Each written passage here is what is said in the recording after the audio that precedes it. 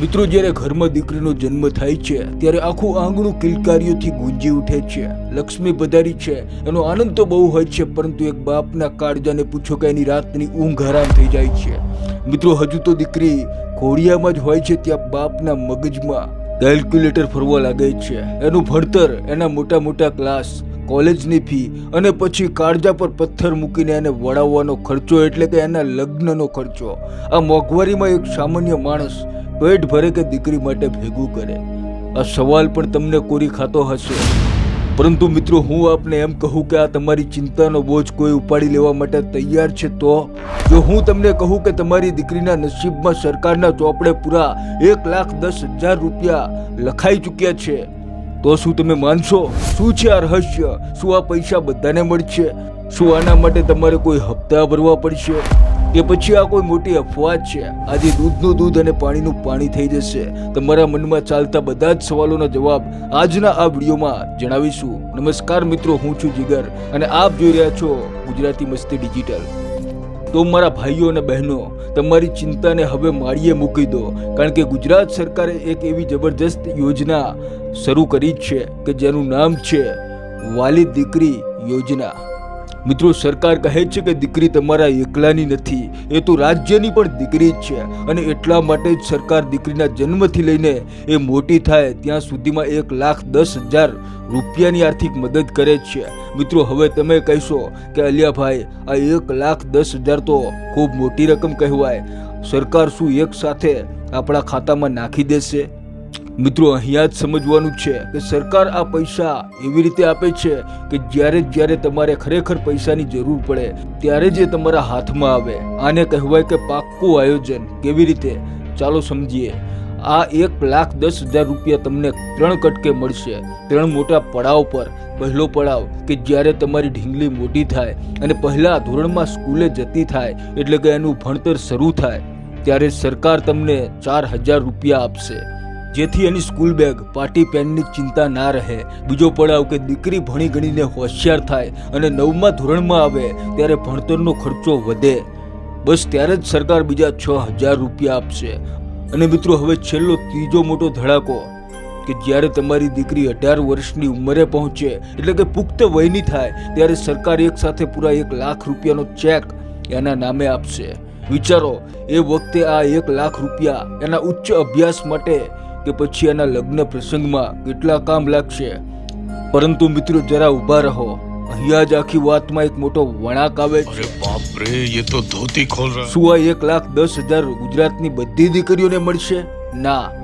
અહીંયા જ ઘણા લોકો થાપ ખાઈ જાય છે. સરકારની અમુક પાકી શરતો છે. જો આ શરતોમાં તમે આવતા હો તો જ તમને આ ખજાનો મળશે.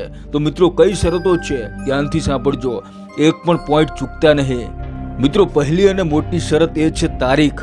આ યોજનાનો લાભ એ જ દીકરીઓને મળશે કે જેનો જન્મ 2/8/2019 એટલે કે 2 ઓગસ્ટ 2019ના રોજ કે તેના પછી થયો હોય. જો તમારી દીકરીનો જન્મ આ તારીખ પહેલાનો છે તો માફ કરજો, તમને આ યોજના નહીં મળે. મિત્રો, બીજી શરત છે આવક. આ યોજના ગરીબ અને મધ્યમ વર્ગના પરિવારો માટે જ છે, એટલે કે દીકરીના માતા પિતાની વાર્ષિક આવક 2 લાખ કે તેથી ઓછી હોવી જોઈએ. ભલે તમે ગામડામાં રહેતા હો કે શહેરમાં, આવક મર્યાદા સરખી જ છે. મિત્રો, ત્રીજી શરત એ છે કે એક દંપતીની પ્રથમ 3 દીકરીઓને જ આ લાભ મળે છે. હવે ગામના ચોરે ને પાનના ગલ્લે 2 વાતો બહુ થાય છે કે જેનો ખુલાસો કરવો ખૂબ જ જરૂરી છે. જે મેં શરૂઆતમાં સવાલ પૂછ્યા હતા.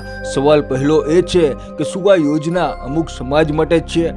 તો ના ભાઈ, કાન ખોલીને સાંભળી લેજો. આ યોજનામાં જાતિપાતિનો કોઈ ભેદભાવ નથી. તમે જનરલ કેટેગરીમાં આવો છો કે ઓબીસીમાં આવો છો કે એસટી કે એસસીમાં આવો છો, જો તમારી આવક 2 લાખથી ઓછી છે તો તમારી દીકરીને પણ હકથી આ પૈસા મળશે, આ યોજનાનો લાભ મળશે. આ સર્વ સમાજ માટે છે. બીજો સવાલ એ છે કે શું આમાં કોઈ પ્રીમિયમ કે હપ્તા ભરવાના છે? તો સાવધાન રહેજો મિત્રો, આ કોઈ વીમા પોલિસી નથી. તમારે આમાં 1 પણ રૂપિયો, ફરીથી કહું છું, 1 પણ ફૂટી કોળી ભરવાની નથી. મિત્રો, આ 100% સરકારી ભેટ છે. જો કોઈ એજન્ટ આવીને એમ કહે કે લાવો 500 રૂપિયા ફોર્મ ભરી દઉં અને સ્કીમ ચાલુ કરાવી દઉં, તો મિત્રો તેને ત્યાંથી જ ભગાડજો. આ યોજના મફત છે.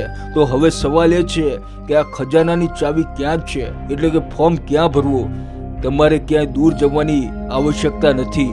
જો તમે ગામડામાં રહેતા હો તો ગ્રામ પંચાયતમાં કે આંગણવાડી બહેનો પાસે આ ફોર્મ મળી જશે, અને શહેરમાં રહેતા હો તો તમારા વોર્ડની ઓફિસ કે મામલતદાર કચેરીએ તપાસ કરજો. ફોર્મ મફત મળશે.